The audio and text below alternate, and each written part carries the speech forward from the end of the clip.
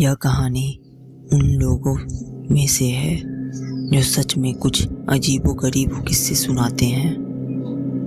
पर इस कहानी का सच जानकर कई लोग हैरान रह जाते हैं।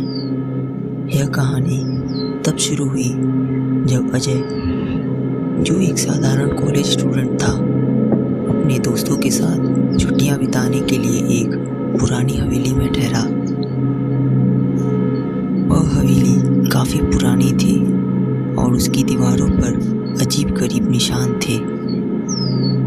अजय और उसके दोस्त ने इस बात को नज़रअंदाज किया और मस्ती के मूड में वहाँ रात गुजारने का फैसला किया।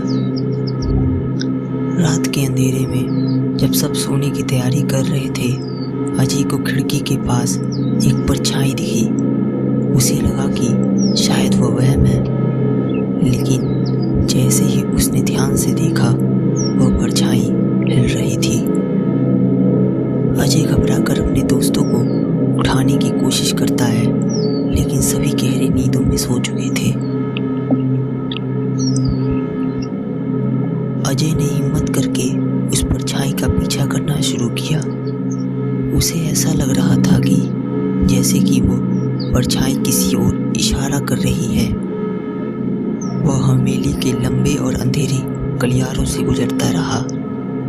हर मोड़ पर एक अजीब सा डर महसूस हो रहा था। अजय गलियारों में चलते चलते एक बड़े दरवाजे के सामने रुकता है। दरवाज़ा धीरे से खुलता है। अजय को उस कमरे में एक पुरानी तस्वीर मिलती है। तस्वीर में वही परछाई का जैसा चेहरा था।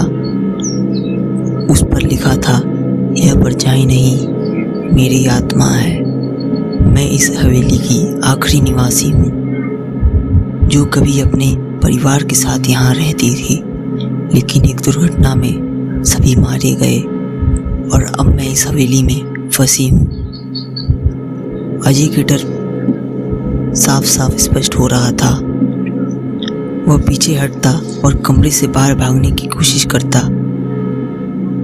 अजय ने जैसे ही बाहर निकलने की कोशिश की, दरवाज़ा बंद हो गया। वह परछाई अब आकर उसके सामने खड़ी थी। अजय की चीखें हवेली की दीवारों से टकराकर वापस आ रही थी।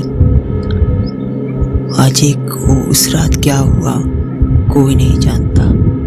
अगली सुबह उसके दोस्त उठे और उन्होंने अजय को वहाँ नहीं पाया। वह हवेली अभी भी वहीं खड़ी है, पर कहते हैं जो भी अंदर गया वो कभी बाहर नहीं आया।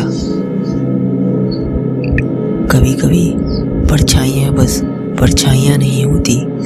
सावधान रहिए और अपने पीछे की परछाई पर हमेशा ध्यान दीजिए।